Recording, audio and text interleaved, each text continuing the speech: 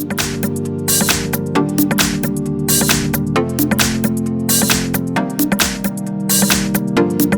I've got BLU Vivo Go, and let me show you how to locate IMEI and serial number on the following device.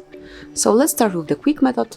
You have to open your phone dialer at first and then enter a secret code, which is *pound 06 pound. And as you can see, both IMEI numbers are right in front of you. Click on OK to go back, and now we will open both IMEI numbers and also serial number assigned to your BLU Vivo Go through the settings.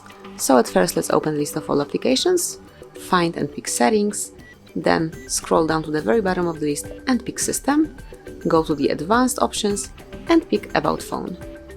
And now scroll down a bit, and here you can read your both IMEI numbers, and then under model and hardware you can read serial number assigned to your phone.